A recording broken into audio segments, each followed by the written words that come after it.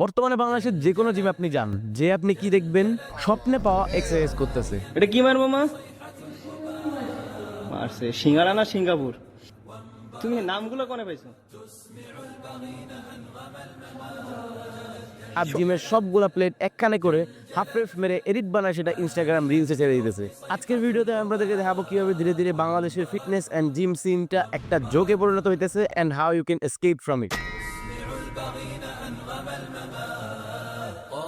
বাংলাদেশের জিম গোয়ার্সদের মধ্যে একটা প্রধান প্রবলেম হচ্ছে কনসিস্টেন্সি। নতুন পুরাতন সব জিম গোয়ার্সরাই জিমে কনসিস্টেন্সি মেনটেন করতে স্ট্রাগল করে। এখন এখানে আপনারা এক্সকিউজ দিবেন যে আপনাদের কাজ আছে, আপনাদের পড়ালেখা আছে, আপনাদের মুড ঠিক নেই, কিন্তু সত্যি কথা হচ্ছে বাইরের দেশে জিম গোয়াররা 60 আওয়ার ওয়ার্ক উইক্সের মাঝখানেও নিজেদের কনসিস্টেন্সিকে মেনটেনেন্সে রাখতে পারে। আসলে আপনার একটা জিনিস মানতে হবে, consistency is the main driver of progress. আমাদের দেশের ইনফ্লুয়েন্সাররা এই জিনিসটাকে ফিক্স করার চেষ্টা না করে এই জিনিসটাকে আরো গ্লোরিফাই করে। জিমে না যে ফিজিক ডিটেরিয়েট করলে সেটাকে গ্লোরিফাই করে, সেটা নিয়ে মিমস বানায়। এরপরে আসে কোনো রকম প্রোগ্রেশন সিস্টেম না থাকা। Progressive overload is the backbone of a program. একটা প্রোগ্রামের প্রোগ্রেশন সিস্টেম ঠিকঠাক না থাকলে সেই প্রোগ্রাম দিয়ে আপনি কখনোই প্রোগ্রেস করতে পারবেন না। আর বাংলাদেশের মানুষ তো গত মাসে যেই ওয়েট দিয়ে মারছে আজকে সেই ওয়েট দিয়ে আবার মারবে। আর যদি কখনো কাউকে ইমপ্রেস করার জন্য মনে হয় যে একটু ওয়েটটা বাড়ায় নেওয়া লাগবে, তাহলে একই সাথে 10-20 কেজি 30 কেজি সব সাইড দিয়ে উঠাই দিবে আর ফর্ম ধ্বংস হয়ে যাওয়া শুরু করবে। ফলাফলে ইনজুরিও হইতে পারে অথবা আরো ভালো কিছু হইতে পারে, কিন্তু প্রোগ্রেস কখনো হইতেছে না। আমাদের ফিটনেস ইন্ডাস্ট্রির সকল ইনফ্লুয়েন্সাররা তাদের নলেজ পায় হচ্ছে ইন্ডিয়ান ইনফ্লুয়েন্সারদের থেকে। যেই ইন্ডিয়ান ইনফ্লুয়েন্সার কিনা তার নলেজ পায় আমেরিকান ইনফ্লুয়েন্সারদের থেকে। এভাবে একটা পিস অফ নলেজ আমেরিকা থেকে ইন্ডিয়া, ইন্ডিয়া থেকে বাংলাদেশ, এভাবে আস্তে আস্তে একটা ওয়াটার ডাউন ভার্সন বাংলাদেশে এসে পৌঁছায়। যেই ভার্সনটা আমাদের ইনফ্লুয়েন্সাররা ঠিক মতো বুঝাইতেও পারে না, আর আমাদের জিম গোয়াররা ঠিক মতো এক্সিকিউটও করতে পারে না। তো ফোরামসের বেন কি আসলে মেয়েদের পছন্দ?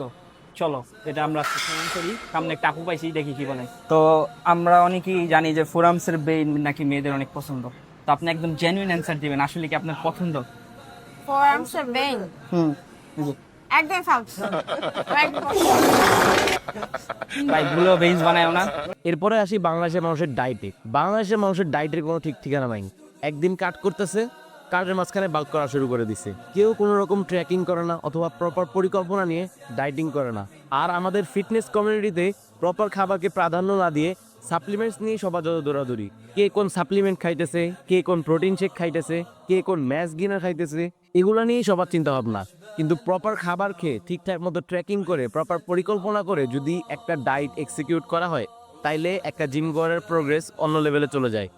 আপনাকে একটা জিনিস বুঝতে হবে, সাপ্লিমেন্টস আপনাকে হেল্প করবে, কিন্তু সাপ্লিমেন্টস কখনো আপনাকে একটা প্রপার ডায়েটের বেনিফিটটা দিবে না। এখন আসি রেঞ্জ অফ মোশন আর ফর্ম নিয়ে। বাংলাদেশের জিম গোয়ার্সরা রেঞ্জ অফ মোশন আর ফর্মকে খুবই খারাপভাবে ইগনোর করে। ফর্ম দেখবে বন্ধুদের কাছ থেকে, যেই বন্ধুরা কিনা 10 বছর ধরে ভুল ফর্মে একটা এক্সারসাইজ করে আসতেছে। আর রেঞ্জ অফ মোশন সবসময় হাফ থাকবে আর ওয়েট সবসময় 100% থাকবে। এভাবেই বাংলাদেশের জিম গোয়ারদের প্রোগ্রেস যখন থেমে যায় তখন তারা ব্লেম করে জেনেটিক্সকে, তখন তারা ব্লেম করে তাদের বাজেটকে। কিন্তু আসল কথা হচ্ছে রেঞ্জ অফ মোশনই আপনার মাসেলের মধ্যে হাইপারট্রফি স্টিমুলাসটা তৈরি করবে। আর প্রপার ফর্মে আপনি একটা এক্সারসাইজ না করেও প্রোগ্রেস দেখবেন, কিন্তু কথা হচ্ছে এই ইমপ্রপার ফর্মই আপনাকে একদিন ইনজুরির কাছে লিড করে নিয়ে যাবে অথবা একটা প্ল্যাটোর কাছে লিড করে নিয়ে যাবে। তখন আপনি ডিমোটিভেটেড হয়ে যাবেন আর নিজের জেনেটিক্সকে ব্লেম করা শুরু করবেন। এই জন্য প্রপার ফর্ম আর রেঞ্জ অফ মোশন অনেক ইম্পর্টেন্ট একটা জিনিস। এরপর আসি রিকভারি নিয়ে। বাংলাদেশের জিম করার রিকভারিকে কোনো পাত্তাই দেয় না। জিম যাবে সকাল 7টায়, কিন্তু আগের দিন ঘুমায় রাত 3টায়। রাত 4টা পর্যন্ত রিল স্ক্রল করার পর সকালবেলা 7টার দিকে উঠে যদি আপনি জিমে যান, তাহলে আপনার বডি রিকভার করবে কখন? একটা জিনিস আপনারা বারবার শুনছেন যে আপনারা যখন জিমে যান আপনার মাসেলের স্টিমুলাসের মাধ্যমে আপনারা মাইক্রোটেয়ার জেনারেট করেন, এবং এই মাইক্রোটেয়ারগুলোকে হিল না করতে দিলে আপনার মাসেল আনডেভেলপডই থেকে যাবে। আর ঘুমের মাধ্যমে আপনার বডি এই রিকভারি প্রসেসটার আন্ডারে যায়। যদি আপনারা স্লিপকে ইগনোর করেন তাহলে আপনার জিম প্রোগ্রেস আপনাকে ইগনোর করে দিবে। অনেকের সব কিছুই ঠিক থাকে, তাদের ডায়েটও ঠিক থাকে, তাদের প্রোগ্রামও ঠিক থাকে, তাদের কোচও ঠিক থাকে, কিন্তু তাদের গোড়ায় প্রবলেম থাকে, আর সেই গোড়াটা হচ্ছে তাদের রিকভারি। এতক্ষণ তো কথা বললাম আমাদের ফিটনেস ইন্ডাস্ট্রির সমস্যাগুলো নিয়ে, কিন্তু এখন আমি বলবো কেন এই সমস্যাগুলো হয়। প্রথম পয়েন্ট হচ্ছে ল্যাক অফ গাইডেন্স। বাংলাদেশের অধিকাংশ জিম গোয়ারে তাদের অ্যাডভাইস পায় হচ্ছে ইনস্টাগ্রাম রিলস থেকে। কেউ কোনো রকম রিসার্চ করবে না, কেউ দেখবে না what actually works for them. প্রতিটা জিম গোয়ারের নিডস ডিফারেন্ট, প্রতিটা জিম গোয়ারের বডি ডিফারেন্ট। এখন একটা পিস অফ অ্যাডভাইস সবার জন্য অ্যাপ্লাই নাও করতে পারে, এই জন্য সবসময় ইনস্টাগ্রাম রিলসের উপর আপনার অ্যাডভাইসের জন্য রিলাই করাটা ঠিক না। আর বাংলাদেশের ইনফ্লুয়েন্সাররা তাদের কোনো নলেজ নিয়ে রিসার্চও করে না, কোনো রকম চিন্তা ভাবনাও করে না, এবং তাদের অডিয়েন্সের কাছে জিনিসটা শেয়ার করে দেয়। তাদের অডিয়েন্সও এটাকে নিয়ে ট্রাই করতে করতে হতাশ হয়ে যায়। আসলে প্রত্যেকটা জিম গোয়ারেরই উচিত নিজের জন্য কি ওয়ার্ক করে সেটা নিয়ে রিসার্চ করে তারপর সেটাকে অ্যাপ্লাই করা। কারণ আরেকজনের জন্য যেটা অ্যাপ্লাই করবে সেটা আপনার জন্য অ্যাপ্লাই নাও করতে পারে। আপনার ফ্রেন্ড কি বললো সেটা সবসময় ম্যাটার করবে না। যে সবচেয়ে হিউজ জিমের মধ্যে তার কাছেই অ্যাডভাইসের জন্য রিলাই করা। এখন সে যদি স্টেরয়েড ইউজ করে থাকে তাইলে আপনি কি করবেন? তার জন্য যেটা কাজ করে সেটা কি আপনার জন্য কাজ করবে, নাকি আপনিও কয়েকদিন পর স্টেরয়েড নেওয়া শুরু করবে? আরেকটা কথা হচ্ছে জিরো ট্র্যাকিং। কোনো রকম ট্র্যাকিং নাই। কোন ওয়েট দিয়ে একটা এক্সারসাইজ এক্সিকিউট করছেন সেটা নিয়েও কোনো প্যারা নাই। গত মাসে যেই ওয়েট দিয়ে মারছেন আজকেও সেই ওয়েট দিয়ে, পরের মাসেও সেই ওয়েট দিয়ে। এভাবেই আস্তে আস্তে বাংলাদেশের ফিটনেস ইন্ডাস্ট্রির একটা সার্কাসে পরিণত হয়ে গেছে। And now I will tell you how to escape the circus. প্রথম কথায় আসি, আপনাকে সব কিছু ট্র্যাক করতে হবে। What gets tracked can be improved and what doesn't get tracked gets irrelevant. আপনার রিকভারি, আপনার ডায়েট, আপনার প্রোগ্রেশন সব কিছুকে আপনার হাতে কলমে ট্র্যাক করতে হবে। যদি তা না পারেন তাহলে বিভিন্ন রকম অ্যাপস আছে। আর প্রপার ট্র্যাকিংয়ের মাধ্যমে আপনি জানবেন আপনার বডির মধ্যে কি হইতেছে, যেটা আপনাকে অ্যালাউ করবে ঠিক টাইম মতো অ্যাডজাস্টমেন্টস করে আপনার প্রোগ্রেসকে আরও আগায় নিয়ে যাই। এরপরে আসি প্রোগ্রেসিভ ওভারলোডে। প্রতিটা প্রোগ্রামের ব্যাকবোনই হইতেছে প্রোগ্রেসিভ ওভারলোড। যদি প্রোগ্রেসিভ ওভারলোড ঠিক না রাখেন তাহলে আপনার মাসেল যেই স্টিমুলাসটা 1 মাস আগে রিসিভ করছিল সেই স্টিমুলাসটা আবার রিসিভ করবে।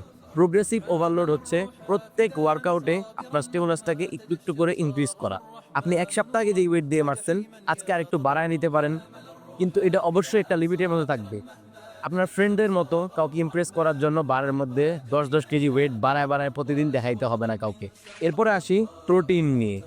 বাংলাদেশের মানুষের সাপ্লিমেন্ট নিয়ে সব ধরনের লাফালাফি, কিন্তু প্রপার প্রোটিন কেউই খাবে না। কে কোন প্রোটিন পাউডার খাইতেছে, কে কোন ম্যাচ গেনে খাইতেছে, এটা নিয়ে সবার যত প্যারা। Think of your body as a machine. আপনার বডিতে যদি আপনি হাই গ্রেডের ফিউল দেন তাহলে আপনার বডি আপনাকে ভালো লেভেলের পারফরমেন্স দিবে। আর এবার কথা বলি রিকভারি নিয়ে।